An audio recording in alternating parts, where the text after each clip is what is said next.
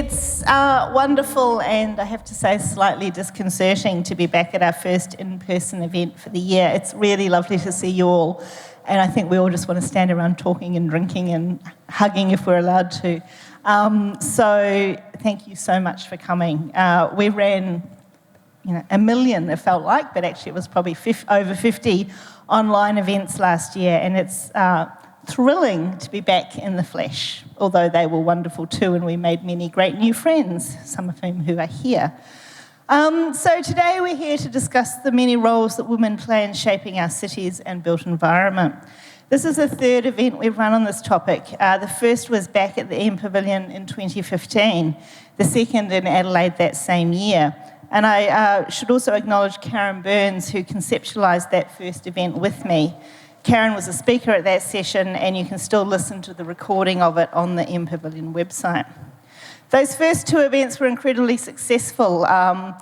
Although framed in very similar terms, the conversations evolved quite differently. I was always interested in how we might build that series, and I'm particularly interested in how we can build knowledge and insight through conversation and sort of iterations over time. It's something we do at a lot of Parlour events. So when Jen Zelenska of the MPavilion got in touch and said, we'd like you to do another event and we want you to do another Women Transforming the City, we were very, very happy to oblige. These events are also a counterpart to a lot of our other work, which often focuses on equity in the workplace. And many of the events we ran last year did address that topic from many different perspectives. So it's really great to also open up the discussion about how women have transformed our cities in many different roles, as grassroots activists, as elected representatives, as policymakers, as public servants, as philanthropists and clients, as journalists, writers, historians, and of course, as architects, landscape architects, urban planners, and many other professionals. We're interested in what we might take away from this work as we continue to, work very hard to make our cities better and much more socially inclusive places. So today, we have a fantastic panel to take us through these issues. All are active in the urban environment in very different ways. So, Tanya, they're all extraordinary and exceptional, and I just have short bios for what are amazing bodies of work. Tanya's my friend. Tanya's an architect, advocate, writer, researcher and educator. She has extensive experience in architecture, urban design and strategic design. She's co-founder of the architectural research practice UPLA, where she focuses on engaging people and communities with architecture, cities and public space in creative ways. And one of the things that P stands for politics and many other things, but it also stands for play. And I think that combination is really important. Tanya is a passionate advocate for public space. As president of Citizens for Melbourne, she led the successful Our City, Our Square campaign, opposing the demolition of Fed Square's Yarra building. Yes. And she did it. She's undertaking a PhD at the University of Melbourne and developing strategies for engaging public audiences with the public realm, and she's amazing. They're all amazing. Felicity, can I tell you, I know all of this because they've all done their Marion's List entries. So if you are a woman active in the built environment, do your Marion's List entry. When Felicity's came in, I just thought it was the perfect example of what a Marion's List entry should be. So I know this because they've done it. You should too if you're a woman in the built environment. I'm rambling. Felicity is a historian, a heritage advocate with extensive cultural heritage experience across consultancy, public history and the not-for-profit sector, with a multidisciplinary approach across heritage, history and urban planning.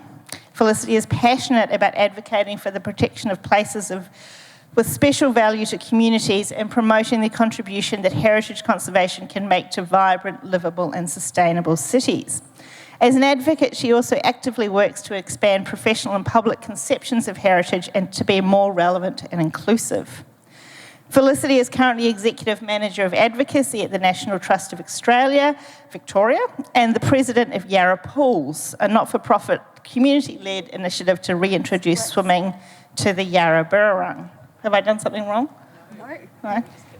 Just having a sub-meeting. She sits on a number of boards, which sounds like many to me, and I'm not going to read them all out, but that's just an abbreviated version of her Marion's List entry. Go and do yours. Emma. I had to write Emma's bio from the internet because she hasn't done... Sorry, I'm just slightly hysterical about being out again. Emma is a landscape architect and urban designer. She's currently Director of City Strategy at the City of Melbourne. The City Strategy branch have led the Transport Strategy 2030, the Affordable Housing Strategy of 2030, the Central Melbourne Design Guide, the Hoddle Grid Heritage Review, and the Yarra River Burrung Strategy, as well as the design-led plans for the urban renewal areas of the city. Before this, Emma held a range of senior public agency roles in the UK and Australia, leading the Master Planning and Housing Program at CABE, the Commission, which is the Commission for Architecture and the Built Environment, and establishing the Design Review Panel at the Office of the Victorian Government Architect, which makes me remember the first time I met you was at some discussion about I can't remember what it was, but you were extraordinarily outspoken and very smart, and I just thought I wanted to get to know you, so... You kind of got stuck in, I can't remember. Anyway. It was setting up CABE in Australia. Yes. Or in Victoria. Yes, she was very impressive. Okay, she's a former president of AILA, the Australian Institute of Landscape Architects, a Churchill Fellow, and in 2018 she was named one of the top 50 public sector women. I'm not... Oh dear. Emma has advised on the procurement, design and delivery of significant public and private projects, and she champions the multidisciplinary design thinking in shaping great cities and places for people. And she's also amazing. They're all amazing. Georgia, Melbourne is very lucky. Georgia has just this minute, like 2 weeks ago, moved to Melbourne. She's an associate editor at Architecture Media, a writer and architectural practitioner, and the co-curator for the 2020 and 2021 Asia Pacific Architecture Festival, which is how I came to know about her. She is a proud descendant of the Kamilaroi and Dungati people. She completed her MArch and BArch at UQ. She was awarded the Santos Indigenous Prize and selected to take part of the Momoyo Kajima Research Scholarship in Japan. Following graduation, she worked in practice, delivering a range of projects, and she is on the advisory board of the UQ School of Architecture, and we're incredibly lucky to have her here in Melbourne, and I'm sure in like 10 years' time we won't be able to get through your CV. We're very much looking forward to seeing what you do, Georgia. Thank you. Okay, so, right. Anyway, so this is principally going to be a discussion evening. It's principally not going to be me talking.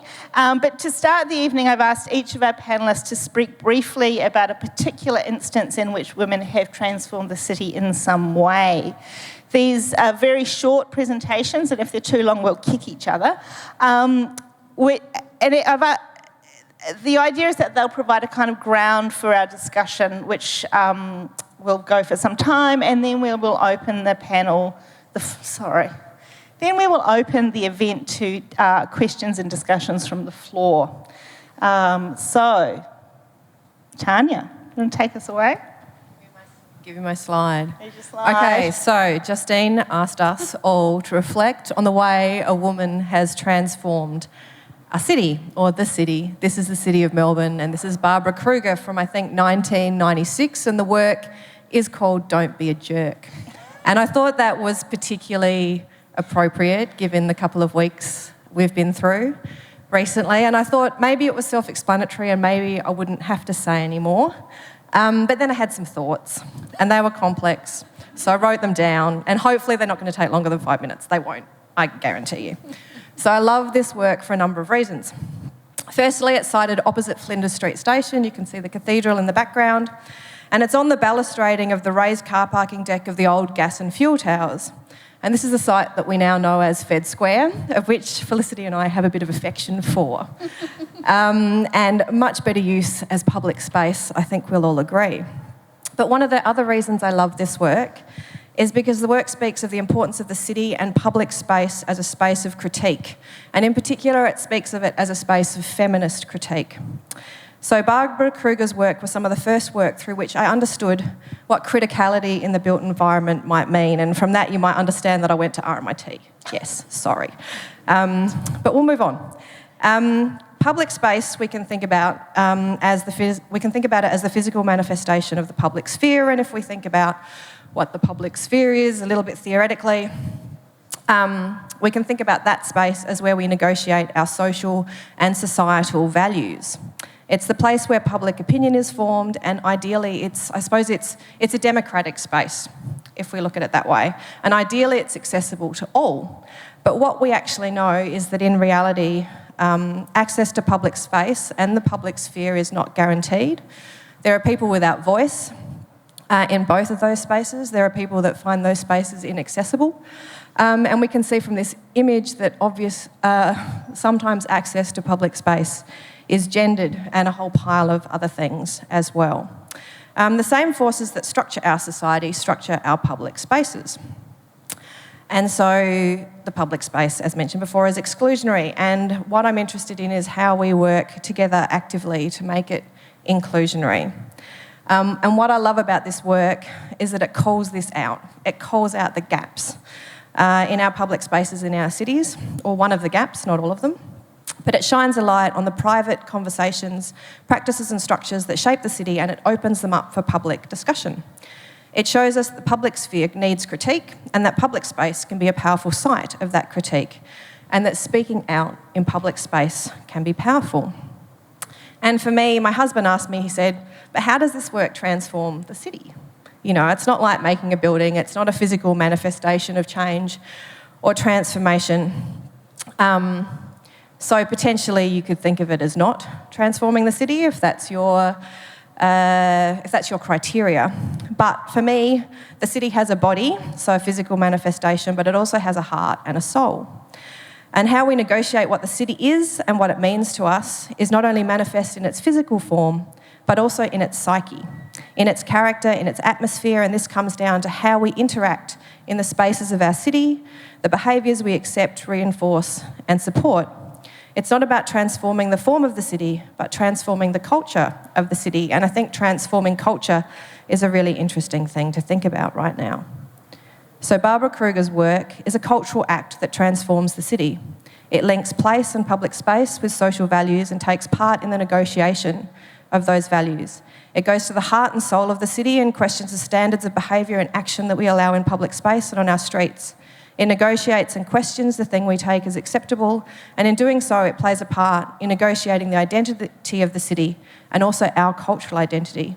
It speaks to who we are and what we want to be, and put simply, don't be a jerk.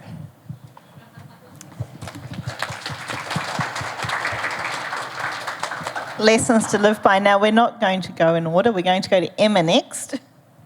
Thanks, Justine, and thank you, Tanya. That was fantastic.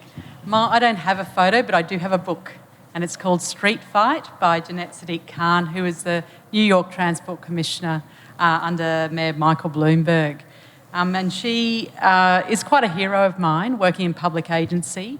Someone asked me, what are you going to talk about tonight? I'm going to talk about public agency and what you can do when you work for local government, and how you can impact more broadly. Now, this book is about the fight about public space, and it does go on quite well from where you started, Tanya, in terms of, it said, what is a city if not its people and its streets? Now, under Jeanette Sadiq Khan's reign, which was from 2007 to 2013, you'll know that she closed Broadway to cars in Times Square. She put in 400 miles of bike lanes through New York City and 60 plazas throughout the city. It was under the Plan New York City. It was a blueprint for reducing carbon emissions by 30%, improving efficiency, but also, most importantly, the quality of life in New York. So when we were, this book, and I really recommend it, it's a bloody great read, is really about the fight in cities. And there's this great bit in it that talks about you are driven by how you move around the city, about how you perceive others. So those who drive hate cyclists. In fact, those who drive hate pedestrians. Pedestrians are on their phones, they get angry at those. I should read it out because it's much better than what I'm saying. But everyone, supposedly, unless you ride a bike, everyone hates cyclists. So when we were doing the Transport Strategy 2030, I didn't go into it with that frame of mind, but I soon found out that it was a very contested field. So what I learnt from this book and what I wanted to discuss today, and then how we translate it into the piece of work that we did at the City of Melbourne, was what was very compelling around strategy and then how you deliver strategy. Was Janit's, we might all know that there was tactical urbanism involved in the New York City transformation. But actually what underpinned that was an incredible evidence base that really monitored what was happening in the city at that time, what would be needed to unlock and change the way the city functioned to be more about people and more about efficient movement of people and enjoyable movement of people. It was very much about how you then go from strategy to delivering projects on the ground, but also learning from how you deliver those projects and making sure that influences strategy into the future. It was about vision to plan and always thinking about how that affected people on the ground and how you change people's minds from their positions of how they move around the city. They used pilots, so tactical urbanism, and I've got views on that, but I'm not going to go into that tonight. But what they did in the tactical urbanism as a piece of a process of getting to a changed city was they measured the impact, and they constantly measured when we changed, the lanes in Times Square, what actually happened. And it was different to the perception. It was different to what the taxi drivers thought. It was different. No one ever imagined that would be able to be done permanently. And it has had actually quite a lot of contests since under different mayors, but it's still there today. The other thing was that they did really effectively, and again, this was very fundamental in how we approached the transport strategy. They went far and wide in their consultation with community and really listened. And then they connected the quality of life, the quality of the streets, the quality of life to the economic health of the city. And so when you can translate change in the city and how people move and relate it to productivity, and goodness me, it's really important that you're able to quantify and qualify change in a city, because then you get more money to deliver more. So she captured all her learnings in this book. And it was a real inspiration for us when we set out on the Transport Strategy 2030, which is a 10-year, obviously, strategy, that we decided we really wanted to go to community first with a huge evidence base. We're helped by academics and consultants of the city to really look at what other places were doing, what our problems were specific to Melbourne, and how we could stretch the agenda through a what-if propositions to the community. We had 19,000 people submit to the Transport Strategy, not just in central Melbourne, but across the whole of metropolitan Melbourne. And we're really delighted, because what the community told us was, A, it was a very contested space, but actually, generally speaking, people wanted to move through using active transport and public transport, which is, I know, not a huge thing to tell you, but it really helps to have the data that then helps our elected representatives to really make great decisions for the future city. And they were bold, and it gave them all they needed to make those great decisions. So I remember on the day that the modal cyclists came into Town Hall, when we were trying to take them off the footpaths outside Collins Street, and that's been tried for about 30 years in the city, and we offered them free parking on street, and they were cross, which is absolutely fine. They've had a privilege and a right that we were taking away and offering them something in return. I remember when the cyclists were not happy that we hadn't connected certain things. I remember when all the car drivers were unhappy that we're suggesting congestion charging was a good idea. But then I turned to this book, and there was a great bit in it, and I'm just going to be really quick, I promise, where she says, "In the end, what you see on city streets depends on how you get around. Drivers see the street as a territory granted to them that is needlessly interrupted by signs, signals and interlopers, pedestrians, obliviously checking their Twitter feeds, lane-blocking buses and dim-witted other drivers. Enter pedestrians. They are the antithesis, and I can never say that, antithesis, whoever says that, the antithesis of the car. Their only protection against the car's 2 tonnes of mass is the attention of the driver and the centimetres of flesh that protect their bones. Yet they are largely tuned out to cars in the city. Enter the bike. Drivers and pedestrians may hate each other, but if they agree on one thing, it's that they both hate cyclists. Drivers and pedestrians haven't learned to read the street and to see or hear bike riders. They aren't expecting them or aren't looking for them. Every pedestrian has a story about being nearly killed by an aggressive, wrong-way riding, lycra-clad ninja cyclists. Anyway, it goes on and on. But what that gave me when I was doing it was it just made me realise that other cities, of course, have done this before, and the fight and the conversation was worth having and worth going hard at.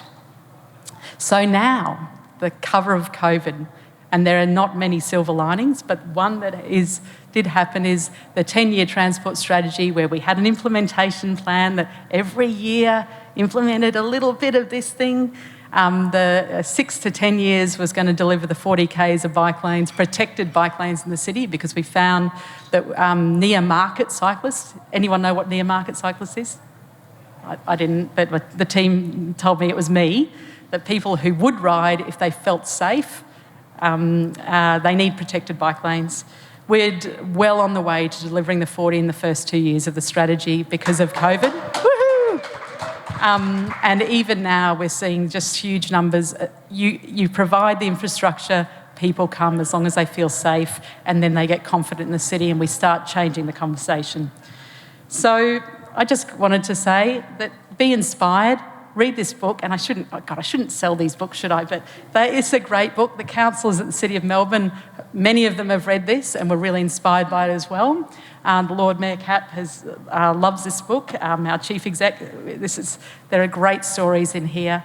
I encourage you to do it, and also to engage in public agency, because that's where you can make big change for many, many people. Excellent. Thank you. Georgia. Thanks, Justine. Well, as Justine mentioned earlier, I literally arrived in Melbourne 4 weeks ago, and so when she asked me to answer the question, provide an example of how women have transformed the city, I went straight back to my roots and my hometown of Brisbane, and one woman that's hard to pass by is Ingrid Richards, and I thought all the projects of Richards and Spence would be quite familiar with the community in Melbourne, so I thought this would be one to share with you all. Ingrid Richards has been such an integral part of the development within James Street in Fortitude Valley, and sort of linking back to what Emma was saying, and it took a lot of time, investment and vision to get James Street to be the precinct that it is today. Back in 2003, when Ingrid was working at Cox Rayner at the time, the initial project, which was James Street Market, was realised, and basically the issues that it originally had on site was that the site was quite narrow and skinny, and the client was worried that it wouldn't bring customers into the site to, purchase market goods and fresh produce. So the idea that they had initially for this one building was to create a market square. So there were these two buildings encompassed by one roof, and that brought together a market hall and a street shopping experience. What's interesting is that was finished in 2003, and it wasn't until 2012 that Richards and Spence, with Ingrid leading the way, their 19 Wandu Street, which you can see just on the lower bottom of that diagram there, came to fruition. And that took on that same design ethos that they had of creating a market square and a shopping experience on the street. What was interesting is that the customers and the streetscape within and between these two buildings were open 24/7. So there wasn't a problem of bringing people into behind and off the actual street frontage where the car parks were. And then as their client relationship grew, they went over to James Street side and brought in Brickworks Design and another 19 James Street actually as well, which has fabulous restaurants and retail places. So it's the place to be seen if you're in Brisbane. And The then, place. Yeah. And then finishing off, Queenslander, I'm allowed to say that. But finishing off, I guess, the key moment, which is what the image on the right shows, is on the right-hand side is the Calal Hotel, which I'm sure you're all familiar with. And that also embraced a similar design ethos, bringing in the square and then letting the streetscape of that building connect in with the other additions that have accumulated over that period of time. So when you think back to where Ingrid originally started back in 2003, and in 2018 the Calal Hotel was completed, that's quite a long time.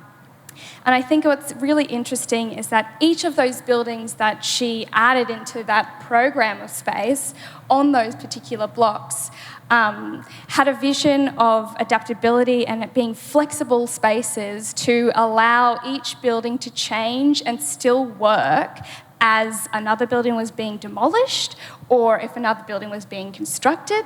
But eventually that entire design ethos of having a square and having the 24-hour streetscape brought together this precinct that is booming and, like I said, place to be. You'll see me there if I'm in Brisbane having a cocktail on a Saturday night for sure. But I think it's really interesting to have buildings created that are for the purpose of being lifelong and being flexible spaces that are thinking about the future of what that space would be and how it can adapt to different typologies being within that space. So I thought it was a really good example of how time and investment and vision from Ingrid and being a woman, how that has transformed one particular area, which I think is quite rare as well to be able to do as an architect. You never really get a whole block that you get to transform with little insertions here and there. I thought it was a really good example of how one woman with her ally Adrian creating and changing a particular area of the city in Brisbane. Excellent. And I think that's a...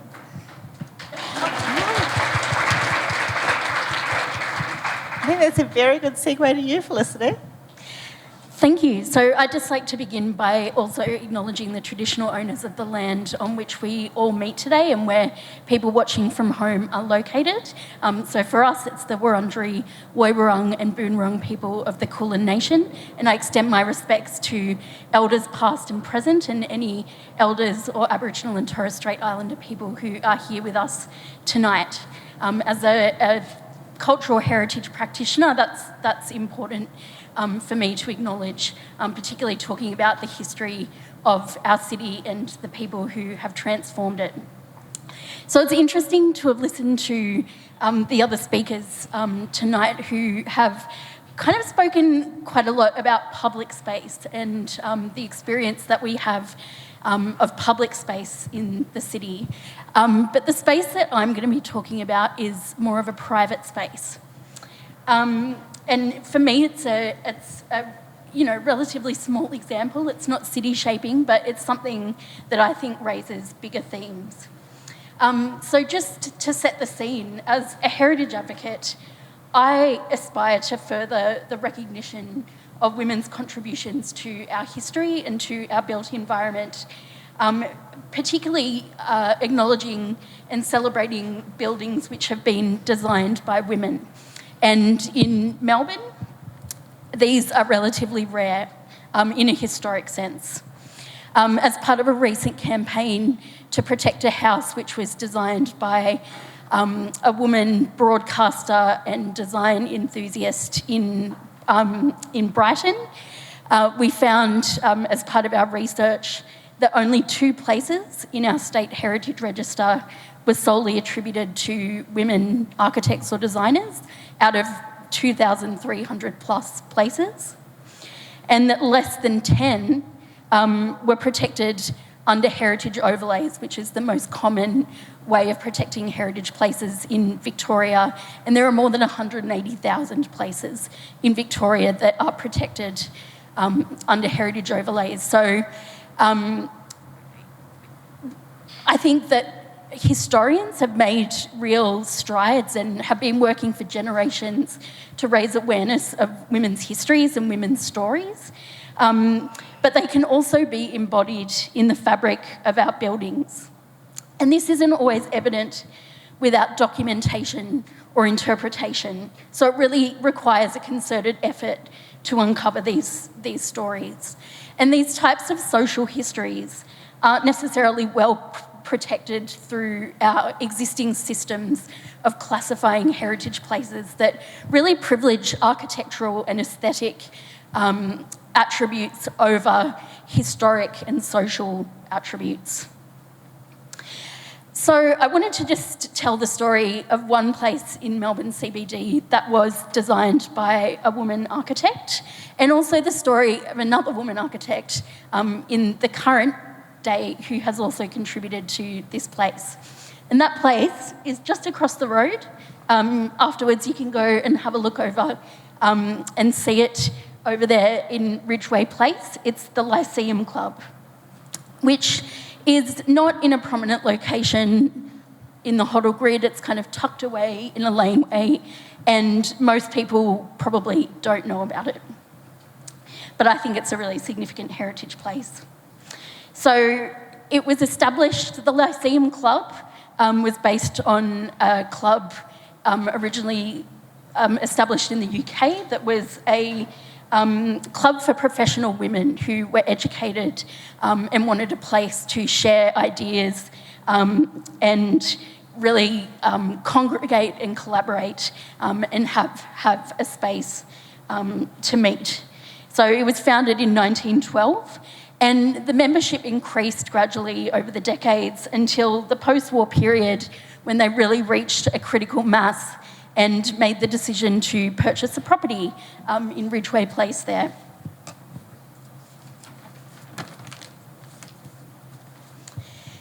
To design the building, they engaged Ellison Harvey, an architect who was the first woman to receive a diploma of architectural design from the Melbourne University Atelier in 1938. She was the first woman to be elected as a fellow of the Royal Victorian Institute of Architects and was made partner of her firm, which was Stevenson and Turner, in the same year. She specialised in hospital design and was instrumental in a number of modernist hospitals that were erected in Melbourne and also in Sydney and other places in regional Victoria. So it's a very modernist building. And what I think is also really significant about it is that all of the interiors were designed by women as well that were associated with the Lyceum Club. And I think it's really important to recognise that, you know, while it is important to recognise women's history, that this is a history of privileged women. These were privileged women, primarily white women who were part of this club and established this club, and a level of education and, social mobility was required to be a part of this.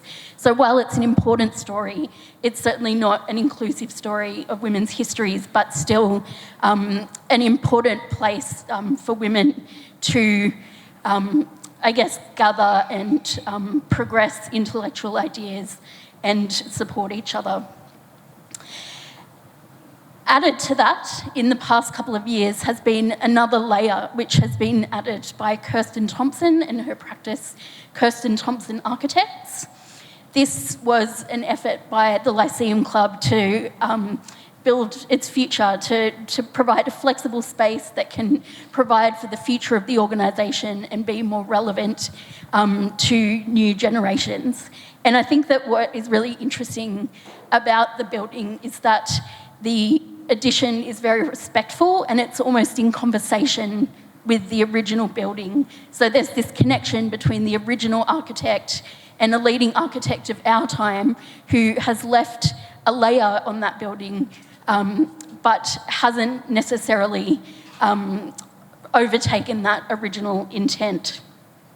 So as a building, it really, to me, demonstrates the emergence of women in the design profession in the post-war period.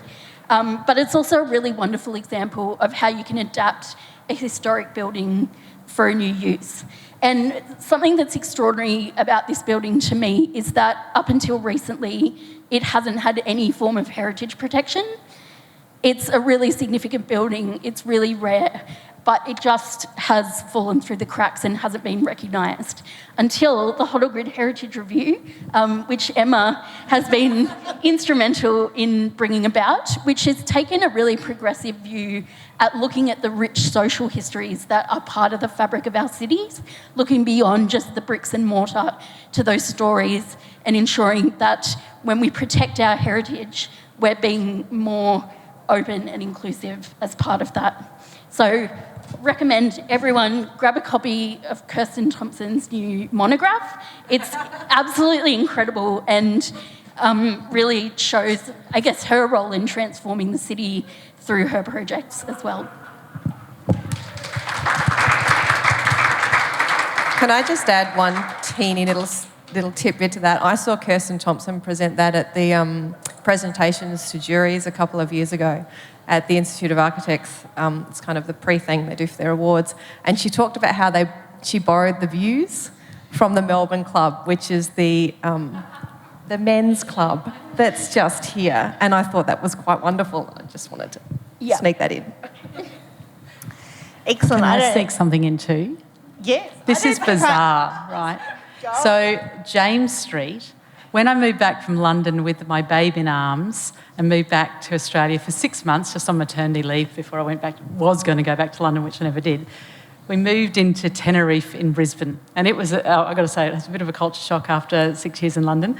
But James Street was my saviour. I was like this person who just hung around James Street It's market what you do. It's what you do. with the baby in pram, chatting to anyone who would chat to me. This was in 2008 we moved back. Yeah, my son was born 2008, so yeah, 2008. And it was just the market then, so I'm intrigued to see all this other stuff. And then the Lyceum, all right, this is my history.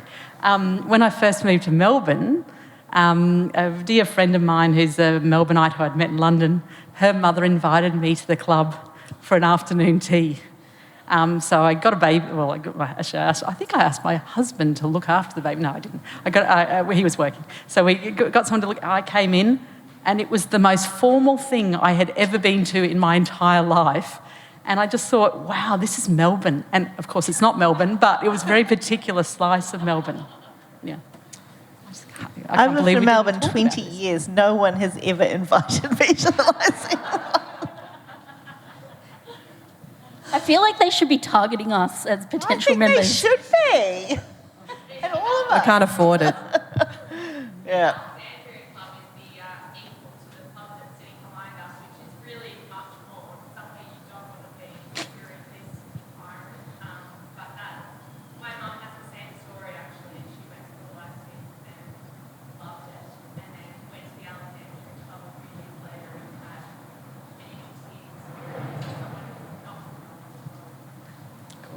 Love it. Are any of us from Melbourne, Felicity? Nope, I'm from northern New South Wales. Well, here we are, transforming the city. Anyway, thank God. Okay, so I suspect I'm not actually needed here at all, but anyway, I'm going to rabbit on. So I have got 4 areas that I want to ask these people questions about, which are the 4 questions I wrote in 2015 with Karen. And I kind of want to stick to that because I'm quite interested in this kind of accumulation of things over time. But I suspect I just need to throw a word and you guys will run and I can sit here quietly, which would be very good. So motivation. And I think we need to preface all of this by saying, of course, that any group of women is a very diverse group with very diverse experiences, and using the term woman, we're inclusive of trans women, other kinds of gender identities, very different experiences, investments, backgrounds. This isn't just all about, those of us who are white and middle class. So let's just make that caveat. But then I'd like to also just talk about motivation, because when Karen and I first talked about this idea of this series, we were interested in the fact that many women had really had fundamental roles in shaping the city, but that was not always in the ways one might expect, because they didn't necessarily, women as a group, it's a very inclusive, diverse group, didn't necessarily have access to the same modes historically that men did. And I know I remember Karen talking about, school parent groups as a way where women first got their kind of political skills and then moved into other representative roles and, became mayor or whatever. But the ways in which one might access influence are partly gendered, and that the motivations that one might have for trying to change the city may also be partly gendered. So let's talk about motivation. Can we identify some shared motivations among some of the women who've been active in transforming the city? But I also wonder if you're all as yourselves city shapers, might reflect on some of your own motivations, and whether you think that your own motivations might be part of some kind of shared agenda. And then I've also got this thing of who do we speak for and work on behalf of? So that's just a whole lot, and I'm just going to throw it at you, and George is raring to go. I feel motivation, and this is my personal experience, and when I first started studying architecture and became interested in architecture, the motivation, and I think it's shared for all who begin architecture, is just wanting to add value to your city. And for me, as I gradually finished masters, went on to work for 7 years, and then suddenly changing into media, and also learning more about my culture, the motivation of adding value to my city remained, but layers were added. So wanting to find voice for Indigenous women, but then wanting to share that, I guess, through media. So the motivation definitely starts underlying as just wanting to add value to my city and make it a place where I felt really proud of what surrounded me, but also quite safe, and felt that the surroundings represented myself. Excellent. Are we going in a line? You can do whatever you like. So it's an interesting one about motivations, because I do think they change over time depending, again, on your personal experience and stage in life or what you're interested in at that point in time. So, but I guess I've always come from a very particular perspective about, well, being a landscape architect originally, about natural systems and making a city and its landscape to work really effectively together to make wonderful places for people, because that's what we're driving, right? We're like, you don't have cities without people, and cities should serve people well. I am really motivated about inclusion and about making change in the city long term to ensure all people, regardless of anything that might, that they can access the city and engage in the city and feel welcome in a city.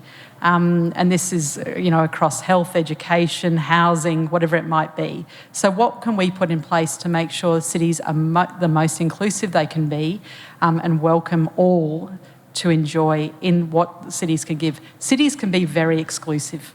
There are so many places in this city where you need to have money to dine. But if we can make sure our wonderful public spaces are accessible and open to people, and people can, be themselves and do what they want to do in those spaces, that's the city I want to have. I guess through life as well, once I had kids, I remember when I started architecture at QUT. No, QUT. Sorry, UQ. I started architecture at QUT landscape. But anyway, UQ. Yeah, sorry. God, look at the snobbery in Brisbane. Woo. I know. UQ, I remember one of the first projects we did was around accessibility, and this was through the lens of disabled access. And I remember being really challenged by this because I hadn't ever really thought it through, which I'm embarrassed to say, right? And it was a really challenging project, and I learnt so much, which continues today. I was only last week in a Disability Access Committee discussion where I just like, we need to do something about that. We need to do something about that. But until you know, you can't do anything about it.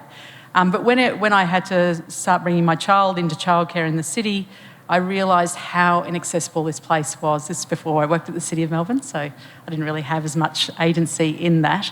But it was only until it affects you directly, you know, and that's what I encourage everyone to do, is always put yourself in someone else's shoes and consider how they perceive the city and do everything you can to make it accessible to all.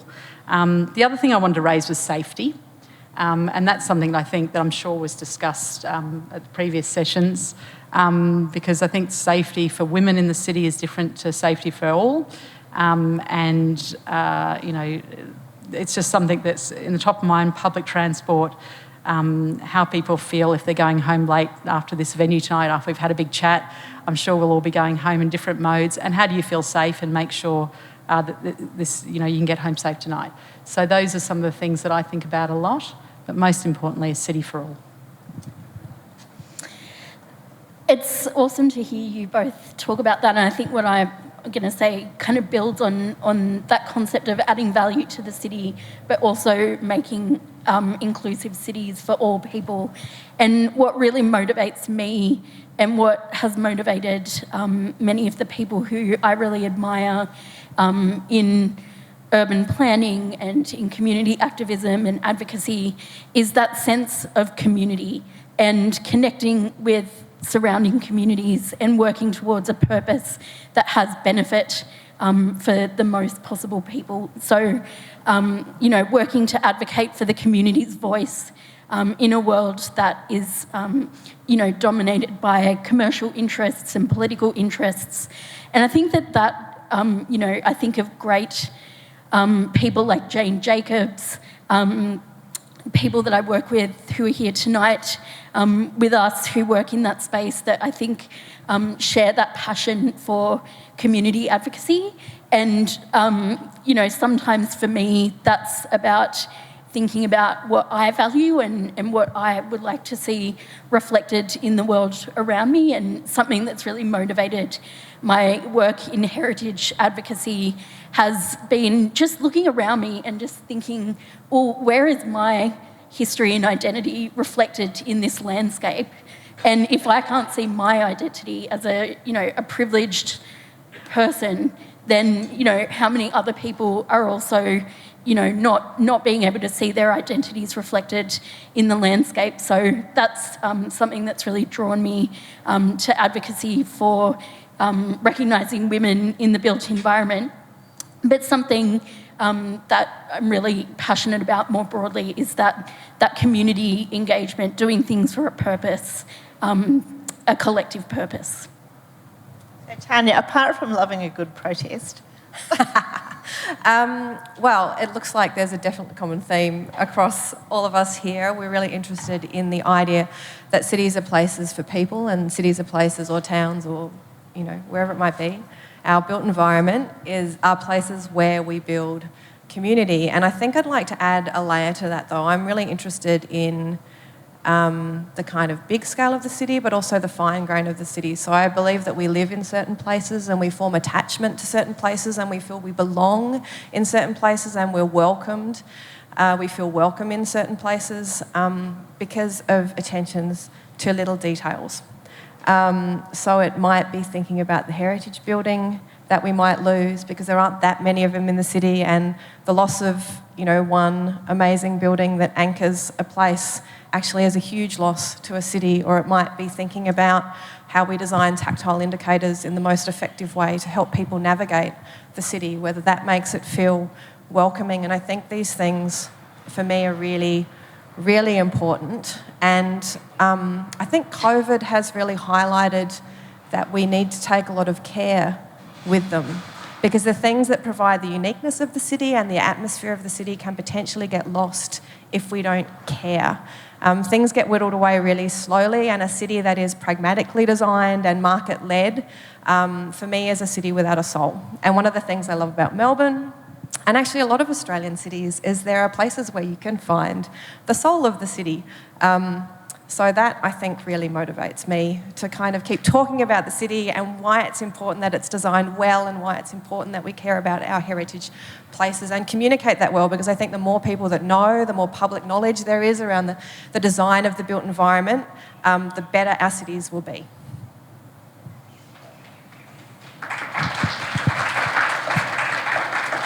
I think we are as one. So I want to now shift maybe to the discussion of strategies and tactics, because as we were saying before, not everybody has access to the same levels of power or whatever it is. And certainly at Parlour, when we talk about gender equity, we kind of like to we say everybody has agency, but we don't all have the same agency. And I would say that's exactly the same in relation to how we affect our built environment. So from protest, and I have to say, when I was putting this panel together, I was trying to make a group of people who had used different kinds of strategies to shape the city, from protest to being in the belly of the beast, Emma. and writing and staging public discussions and the heritage, and there's this lot. I mean, people think heritage is kind of, there often seems to be an idea that heritage is conservative, but actually so much activism comes out of heritage. So in some ways you're sort of straddling between the belly of the beast and, goodness, the heritage system is arcane and unusual. But it's also really this kind of place of protest. So it's, anyway, blah, blah, blah. Okay, so from protest to participation as from elected representatives, policy making, design projects, I guess the question is partly about how you have found the levers to make change in these kind of different environments, but also about what levers are out there, what are the places that we can go to affect change, and it's not always the most obvious place.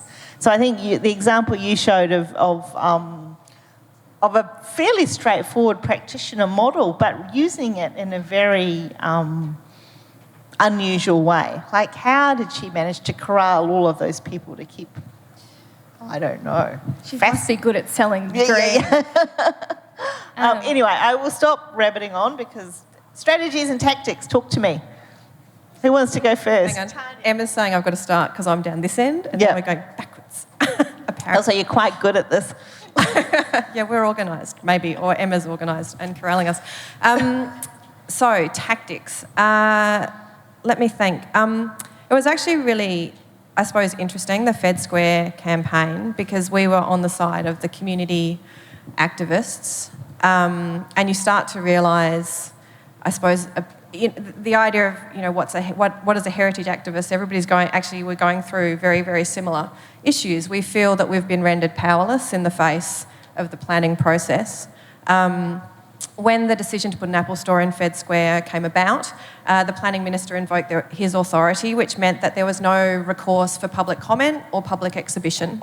So essentially, people and the community were rendered voiceless in that. And over the course of our campaign, we started to realise that what we were trying to do was to give people their voices back.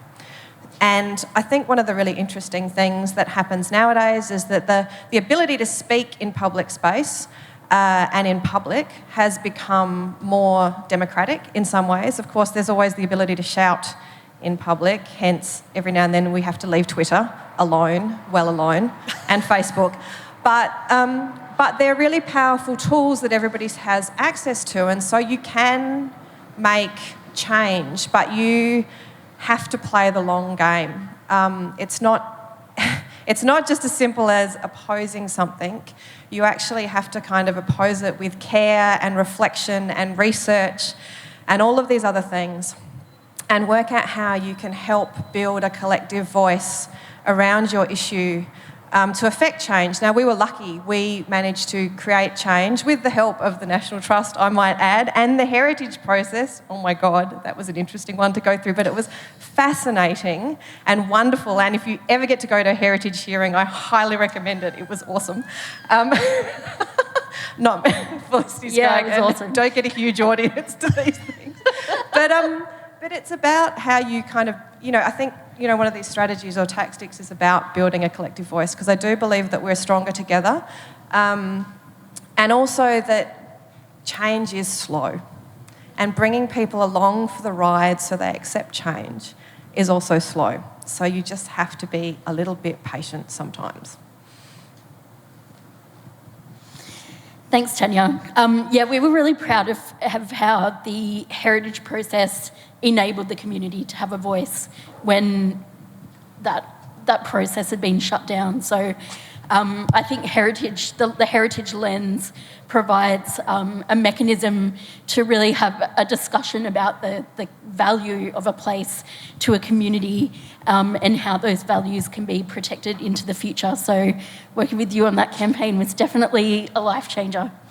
And you're a great inspiration as a community leader. I just also reflecting back on motivation and also tactics, I just wanted to acknowledge the last couple of weeks of absolute putrid discourse that's been happening in the media and amongst our politicians about women and about the agency of women within their workplaces and their right to safe workplaces and work practices. As someone who is, an engaged person who is connected with society and has a conscience, I find these discussions very disturbing, and how it sort of revealed this structural misogyny that still really dictates the world that we live in. And I think that, we do make progress, and progress is slow. But it has been really disheartening as someone who is an advocate and an activist to see how far there is still to go, and to see the most powerful people in our nation to just be so disrespectful of women and women's rights. And I found that to be really emotionally draining. I think as a motivation and as something to harness in trying to create change, I think that frustration and anger can be very powerful, and it can be an enabling force, and it can be a force that brings people together to work towards a common goal and to work towards change. But it can also be really disempowering and disabling as well, just really exhausting to, as Tanya said earlier, be doom scrolling on Twitter and seeing, some of the stuff that's happening in the media and our political discourse. So it's really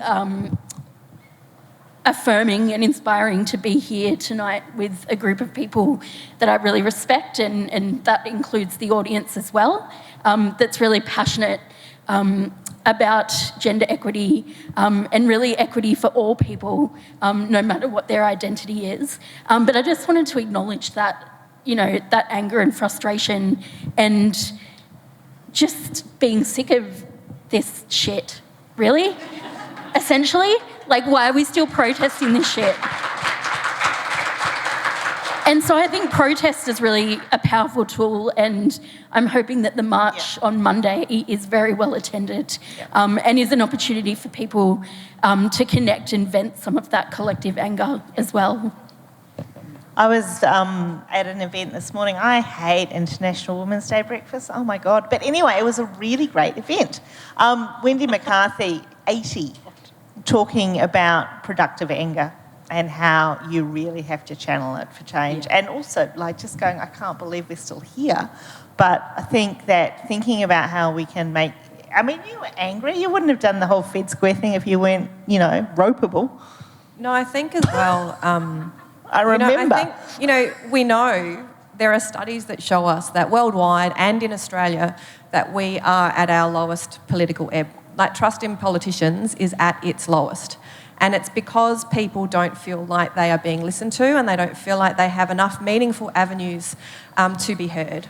And, I think that's where that disillusionment and despair comes in, because you just feel like when what's happened recently happens, you feel like nobody is listening, and nobody has been listening for a long time. And you think that there's been change, but then you just get this crap. And so I think finding ways to act within that, finding ways to move forward. Now, it might, one of the things I was going to say before about motivation is I get ranty and angry at a lot of things, as some of you who know me know.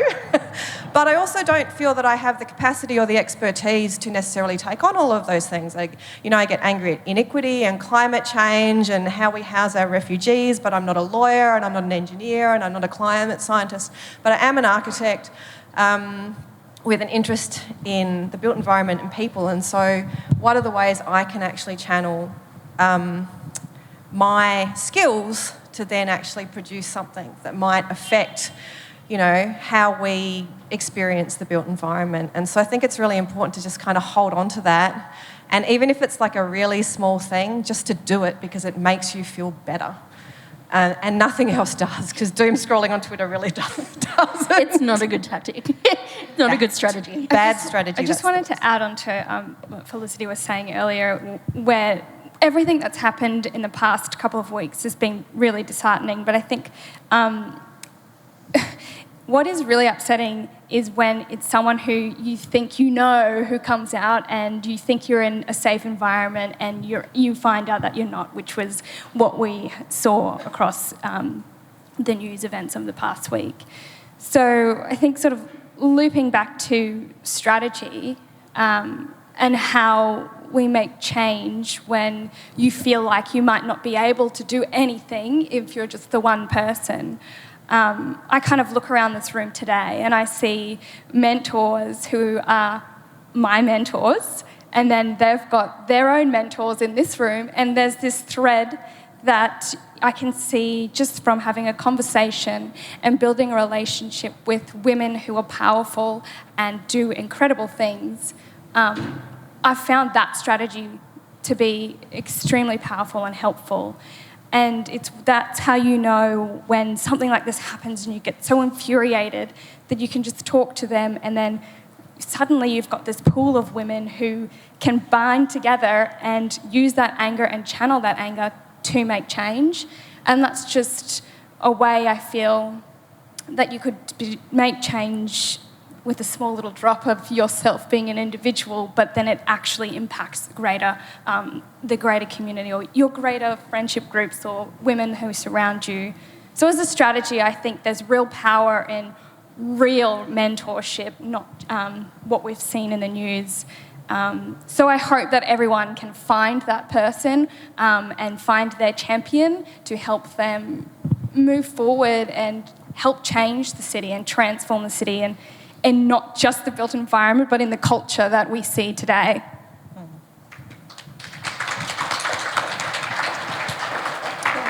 Goodness me, it's hard to follow up with that. So I talk about it quite a bit about, geez, it's exhausting to maintain the rage. Because I do, and I've got some work colleagues here who know how passionate I am about certain things. But the most important thing is knowing when to fight the fight, and knowing how to channel that rage positively and productively into action. And, as I get older, I don't get less angry by any stretch, but I definitely manage it more effectively. And I think, look, I've got a 10-year-old daughter and a 12-year-old son, and so we're going through some seriously interesting conversations at the moment. And it's a really hard time, right, to talk about this stuff, but I am bloody committed that my daughter will never see anything like that in her workplace, because she will stand up and she will be the boldest kid because we've had the conversations. But that's not... I should talk about urban tactics.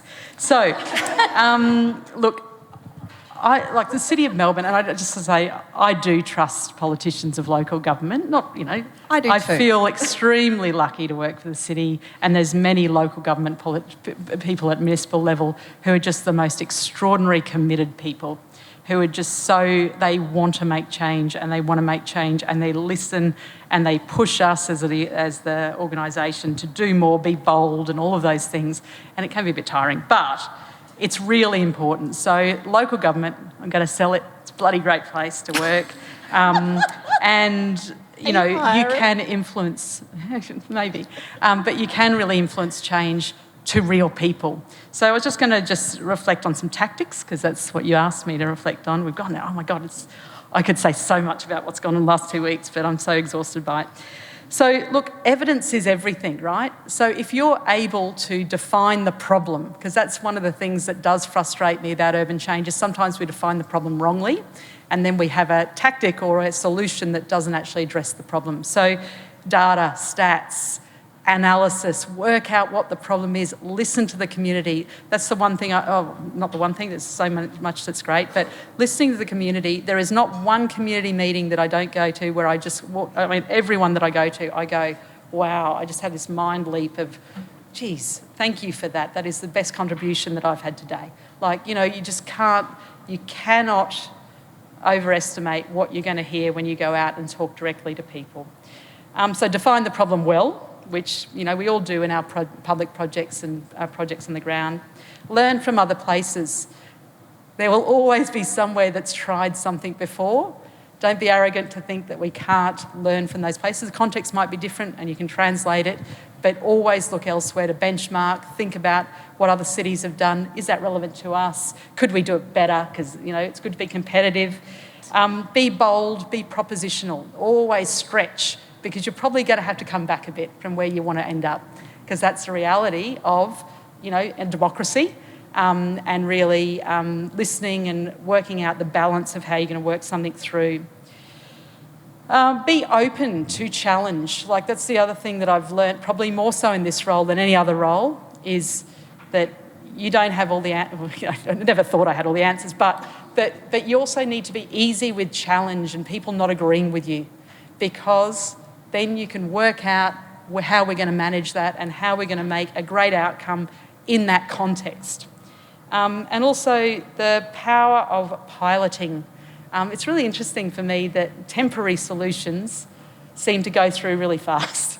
And, you're always on the way to something permanent. But pilot, test, see how it is. And this, I guess, in human-centred design, you iterate, you work it through, you make it better, and you're always listening to what people have to say. And then the other thing is just about transparent process. And this is something I've worked at state government as well as local.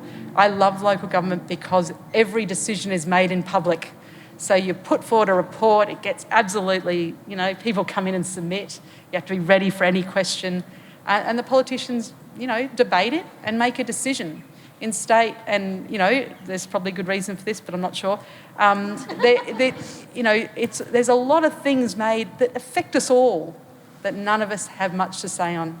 And that worries me, because the future we want to have is one we shape, right? And so, look, really get behind local government, local decision making, because then that can have impact more broadly at the state level, and then federally, God help us, but, that's where we are. So, but we would love some money to come into Melbourne from the federal government to help us through in our COVID recovery. Thank you. Thank you.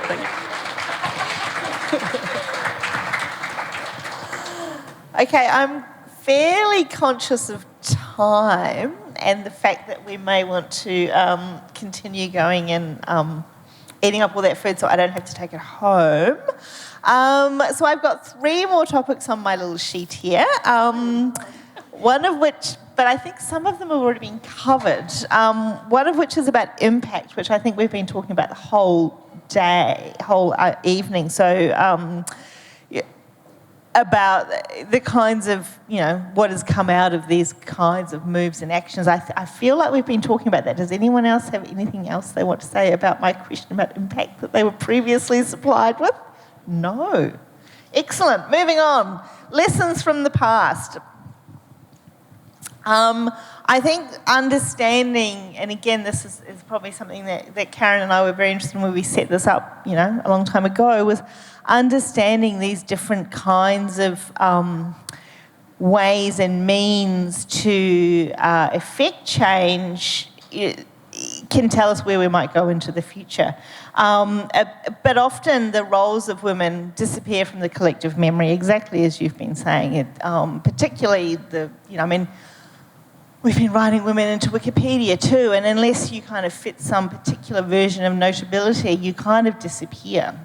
So what do we need to remember about specifically the ways in which women as a diverse and inclusive group have impacted the city that might be different because of their kind of access to power or not?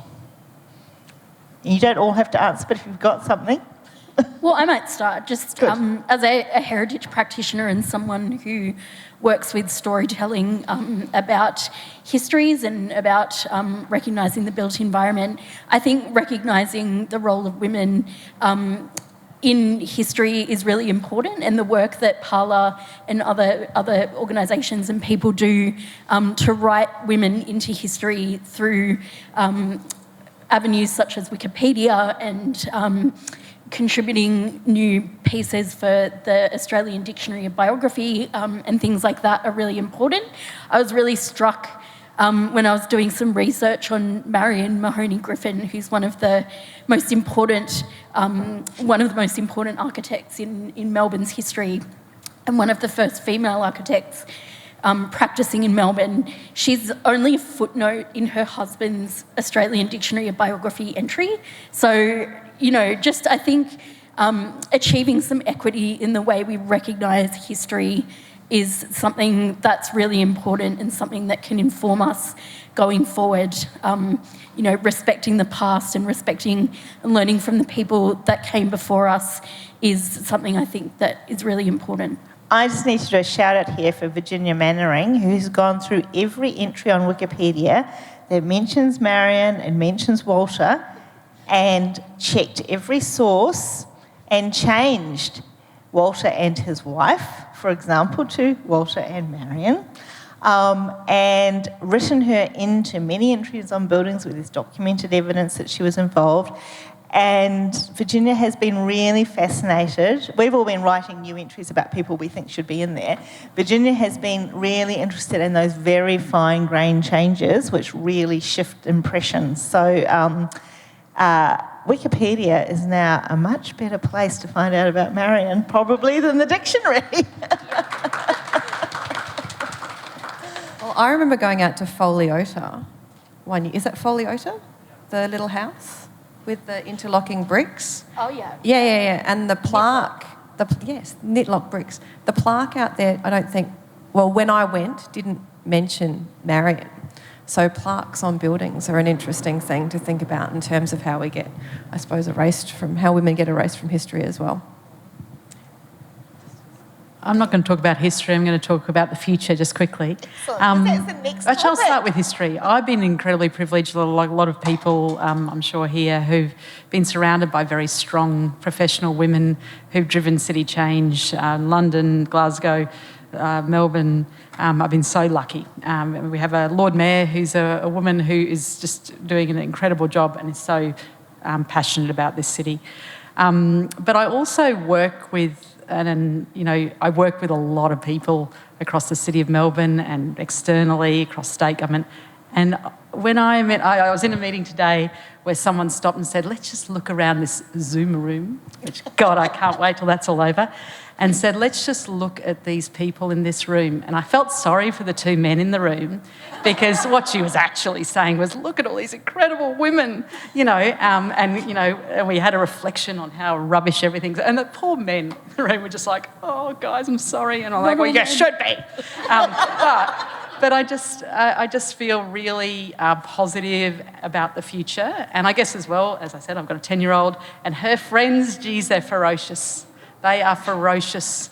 And look out, world. Like, we have a generation coming behind us who will not question about where they sit because They've got angry mothers, right? And ragey mothers who will push them and push. Well, that's not true. But I just wanted to acknowledge some fantastic women. And Tanya Wackenberg, it's not me who leads the heritage team, but I champion it, but she does the extraordinary work along with extraordinary women around. In fact, I think the whole heritage team is women. And they have to fight the fight. If you think Transport's contested heritage, I never knew. So I just wanted to acknowledge, I guess, that I just feel really positive about this future, even though we're probably, what's that saying? It's always darkest before the dawn, right? And the dawn is about to break, and geez, it's going to be wonderful, right? I agree. I completely agree. I'm really positive about the future too, seeing all of the women that I've gone through, practice with, education with as well. But then I guess if we think to look back to the past and what we can learn, and going on to what you were saying, Felicity, about making sure women are acknowledged, well, let's not repeat a Denise Scott Brown and in the Australian gold medal for architects, and let's get more women recognised and achieving the gold medal in Australia. Absolutely. All right. Okay, we've already covered my next topic as well, but I'm just going to whip through it quickly and then we can all go, go over there and talk to each other again. I'm very excited about that. Okay, so what are the key topics? We've talked about this a lot, but how do we continue to fight for socially inclusive and equitable cities, and what resources do we have at our disposal? And how might those in our audience, what might they do tomorrow to help change the city? So that, again, too many questions, I know, but what do we leave with? Where are we going? I think social media is actually a really good resource recently for sharing ideas and opinions and, I guess, anger or protesting. I think there's a fine line between using social media as just, saying whatever it is and not actually having any reform. But when you have the relationships that you develop with your community and your network and you feel very strongly about it, it happens, change happens. Parlour wouldn't have existed without social media and the internet. Absolutely. It's such a powerful resource, and it's really exciting to see what is happening, particularly in COVID as well. You still felt connected. So I think that's a really powerful resource. Emma, how do we use the city? I know, I was going to talk about social media. I have a serious, there's many benefits to social media, but I just think we've got to own our views and own our opinions, because while it's anonymous, you should see some of the things that come up on City of Melbourne feed, and you don't know who they are, and they can say whatever they want, and it can be very damaging to a lot of people. And I just think, in the same way, when you get a bank account, you prove who you are, and you say who you are, and you stand by who you are, or else you go get a bank account.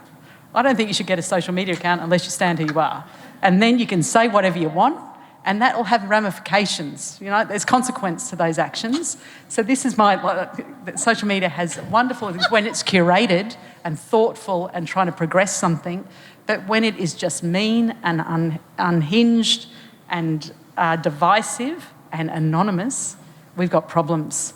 And it's real, and we've got to do something about it. And so there's my old woman thing where I'm just like, no, you need to sign up before you can get that account. I need to know who you are. But it's real, right? Some of the stuff and what we're playing into, don't even go near any commentary at the moment about what's happening in Parliament, because, oh my goodness, it's not going to make us feel any better. But there are hashtags like Angry Ian and, I looked at something and just thought, oh, God, I could get you. But, anyway. I'd love to get questions too. Yes, okay, sorry. Can I do... Quickly. No, you go. I just did want to add to that, because I actually think the way we make change is through participation. Yeah. So we have to participate to make change. There's no just talking.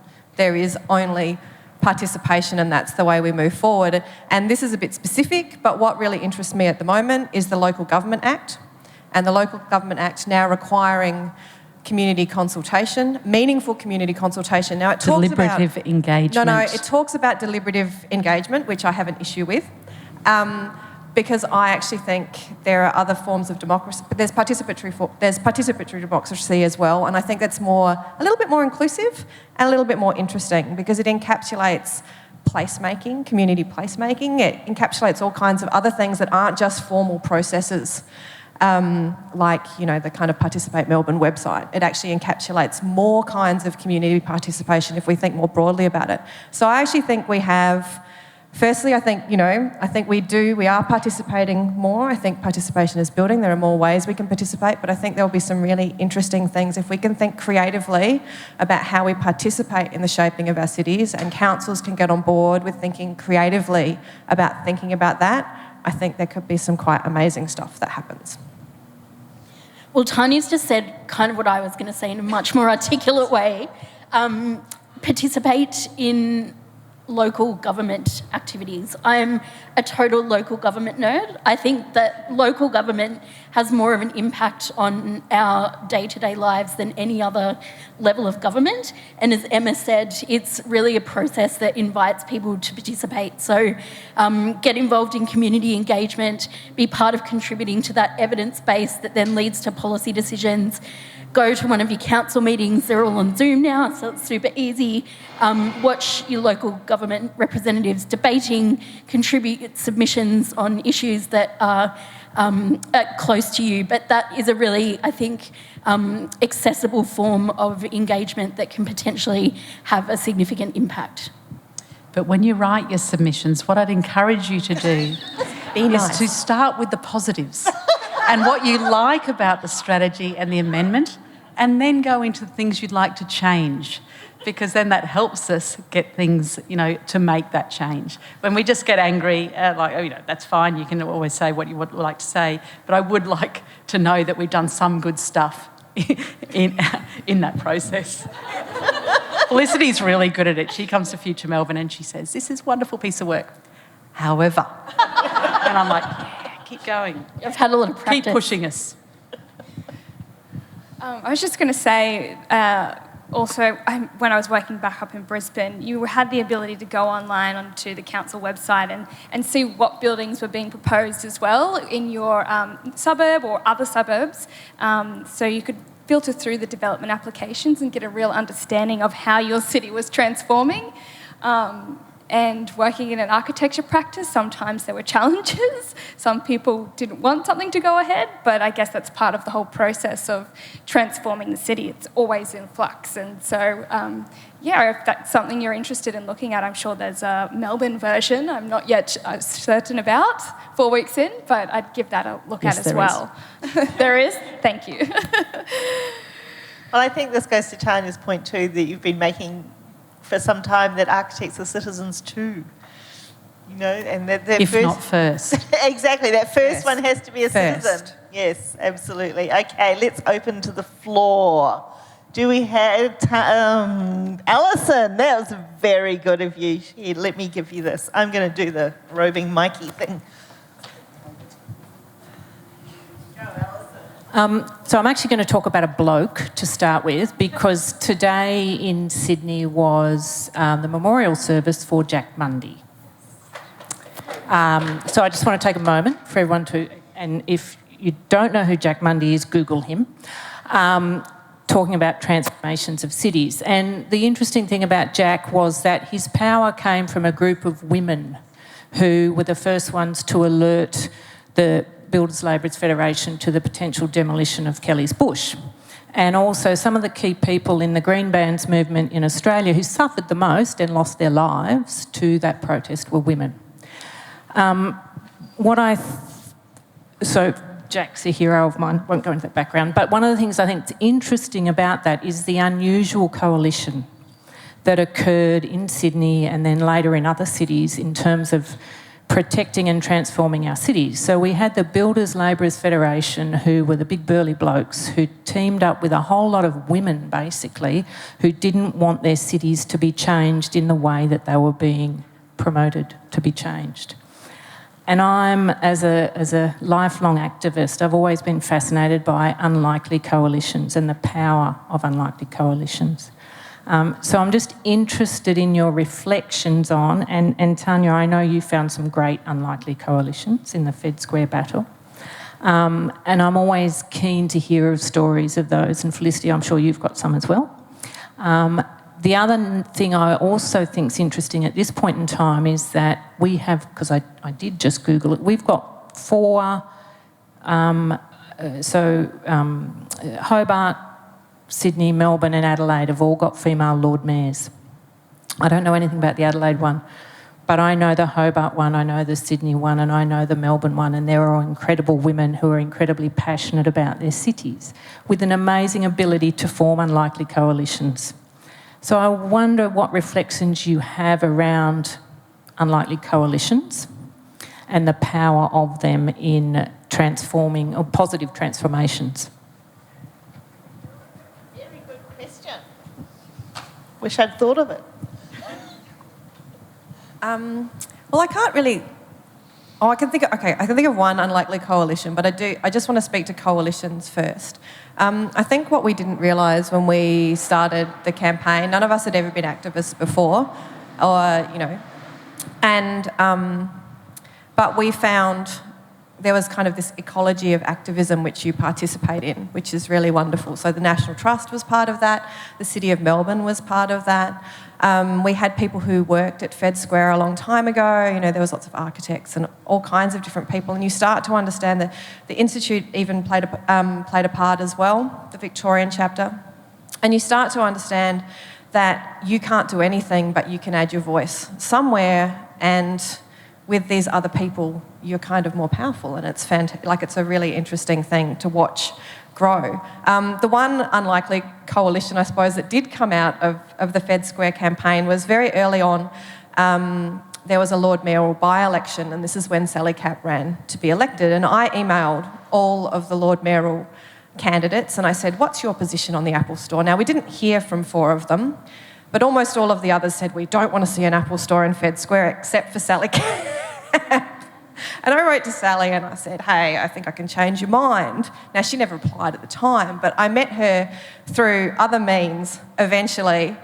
And I said to her, I think, we didn't agree on that, but I actually, I've watched what you've done at the City of Melbourne, and I think we agree on public space and the city and how important these things are. And I ended up running on her ticket in the last council election. Now, I didn't get in, I was quite far down her ticket, but I think that was a really interesting thing. These positions aren't fixed, people aren't only one thing, they're more than one thing. And if we can kind of actually talk to other people rather than shout at other people through social media, you can often find common ground. And so I think that was really interesting. I think the example of the BLF and the absolute role that they had in shaping Sydney is such a good example. And obviously that was that kind of unlikely coalition, and the activists that were working to protect Kelly's Bush sort of led to the establishment of the National Trust in New South Wales as well. And in Victoria, there were similar kind of conservation battles that were waged in Melbourne, and there were also green bans or black bans on building sites where buildings were proposed for demolition, including the Regent Theatre. And that, to a certain extent, some of that activism hasn't been so prominent in recent years, but one issue that brought together the most disparate group of stakeholders, in my experience as a heritage advocate, was the demolition of the Corkman Irish pub in Carlton. And what sort of led to that coalition was a really clear identification of, what we all valued about that place and the outrage that we all shared about the way that it had been destroyed and the fact that we needed to respond to this. So we invited representatives of the unions. We had students from the University of Melbourne. There were representatives of all of the peak industry bodies for architecture and landscape architecture that all came and planning to sort of join us in that discussion. And I think that it's that ability to, find that common ground is what really makes those partnerships successful. Unfortunately, in that case, we were stymied by the legislation, which really didn't enable us to get a good result on that site. But that's now led to amendments to legislation that are currently being debated in Parliament this week. So the wheels can move slowly, but if it's a collective effort, I think we can get results. I was just going to talk about, I wouldn't call it a coalition between elected representatives and the organisations such as City of Melbourne and our elected representatives, because there is a line, and that line's really important. So what I was going to say was, within anything that you engage in, you need to define your role in a process and understand your agency within that process. So if I reflect on, for example, the Transport Strategy 2030, Nick Franciscilli was a new councillor, and he always used to say, and I used to say to him, stop saying that, I only got 17 votes. And I'd say to him, can you stop saying that? You are now in power. You now need to use that power effectively. And he'd go, oh, all right. Because his story is wonderful, actually, because he was trying to get the first Aboriginal woman elected to Melbourne City Council, and unfortunately a few things went wrong with that process. So unfortunately he was second on the ticket and he became a councillor. But what I was going to say in that, we had political champions of the transport strategy in terms of they had no preconceived ideas of where it would end up, but they were there to challenge us consistently. And we had to prove to them consistently as well why we were promoting and proposing certain things. And, you know, it was a 2-year journey, that one, and even toward right at the end. But I think that while I wouldn't call it a coalition, because that would not be reflective of the relationship, I would say that it was and it wasn't a partnership either, because it can't be, but it was a definite, what would I say? It's not symbiotic, it's kind of like a grapple to keep us propelling forward and making it better and being bolder and pushing. And then sometimes that's really uncomfortable and really frustrating and it's tiring, but we got there and it was so much better. And so I'd just like to acknowledge Councillor Franciscilli, who's no longer a councillor, Councillor Rohan Lepet, and the Lord Mayor, Cap, was once she really believed the evidence base, and really she was the most incredible champion of that piece of work. So when you get that synergy, I guess, between the bureaucracy and the political and elected representatives, you can make serious change. And you do, like some of the things, they were brave, like some of the things, and you know, the stuff they had to stand in front of and say, nah, we're going this way. I just have to say there was a real courage involved in all of that.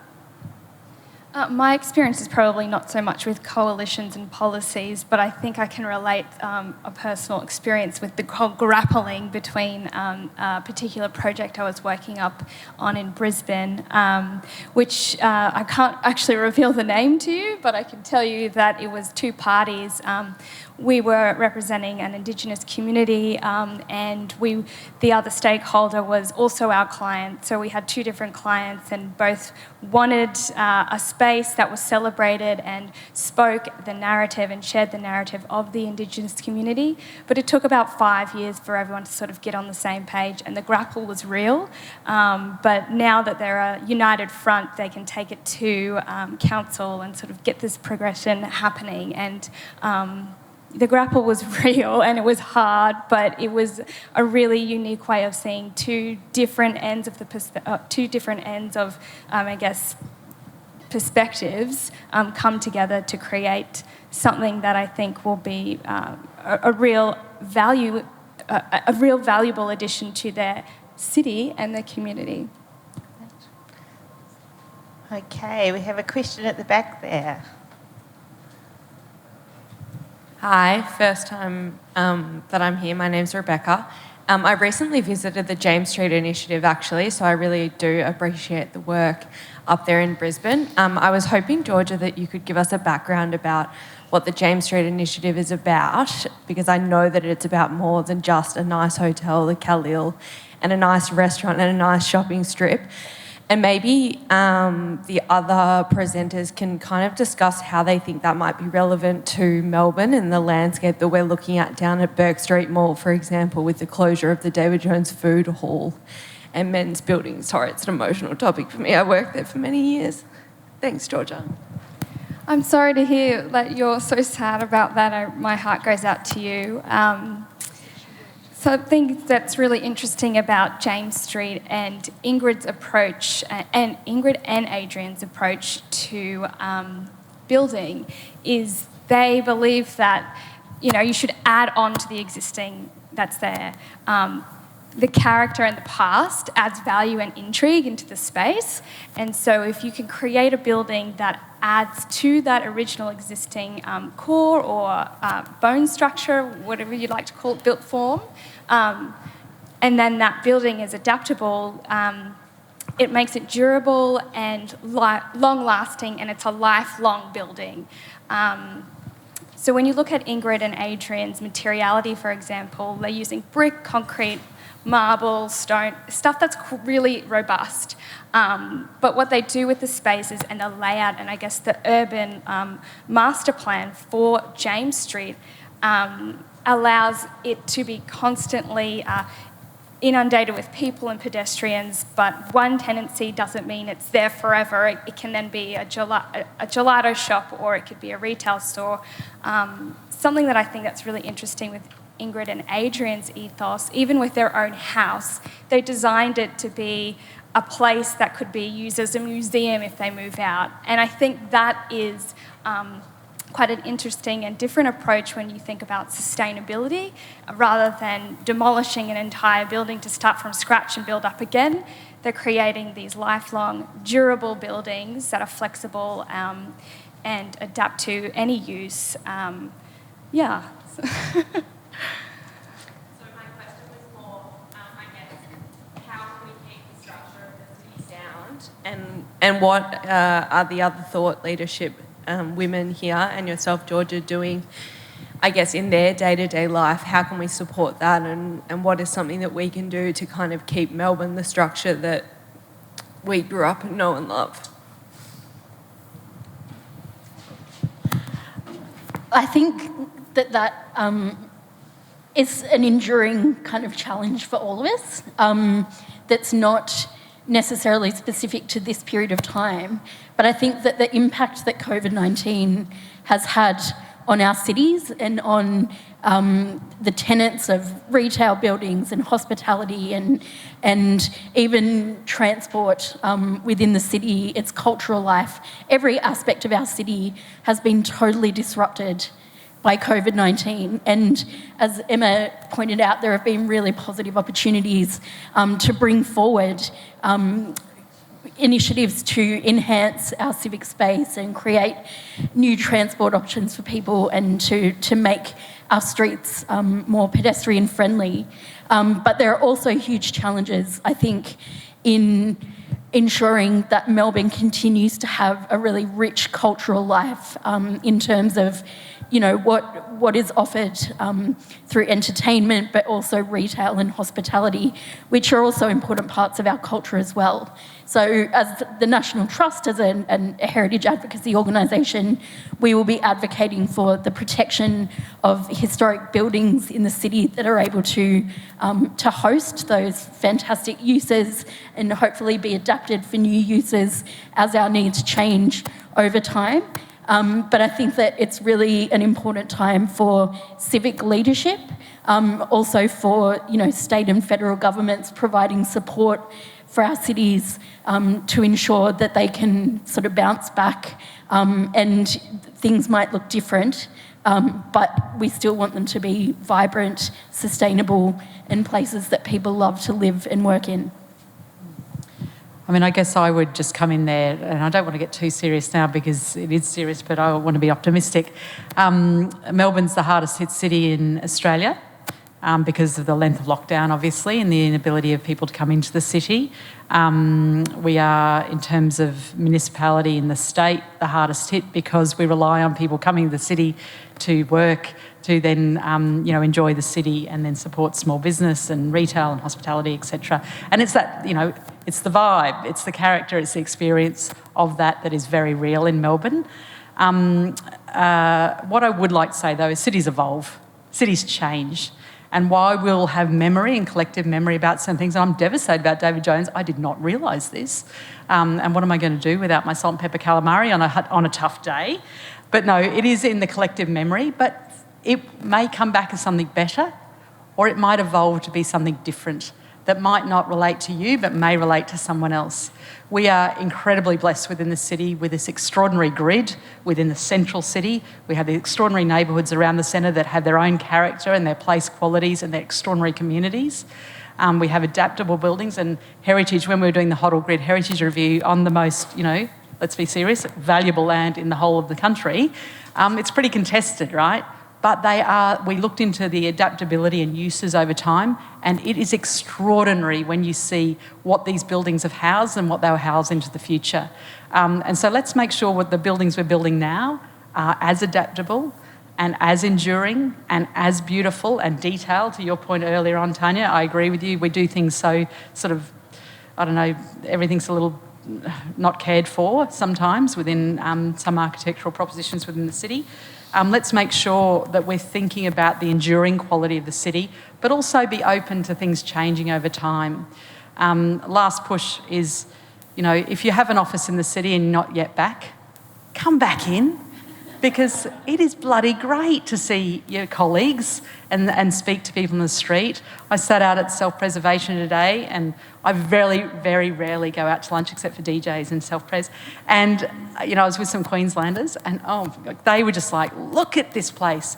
Enjoy the city and really, really support the businesses of the city who bring that experience and will be part of your collective memory as well. So just really encourage you to do that, because we need to sustain the city, get us through this tough bit, and then, as we always have, we will change and grow, and not necessarily grow. That might not be a good thing, who knows. But I think what we'll do is incredibly creative things will happen. And that always happens in recessions, right? Creative things occur. So let's put our creative minds, because there's a lot of creative people here tonight. Get really optimistic about this. Go for it. I'm really optimistic about the future of the city, notwithstanding we are in a really difficult position right now.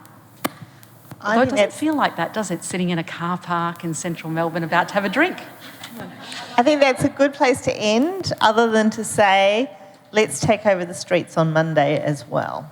So let's channel the optimism and channel the fury at the same time. Please, if you have time, do stay with us. I don't know if we've got any tab left on the bar, maybe. Please eat all the food so I don't have to take it home with me. And please keep coming to Parlour events, and we've got a bazillion planned, and hopefully we are here to help build coalitions and build networks and keep being there for each other. Thank you for coming.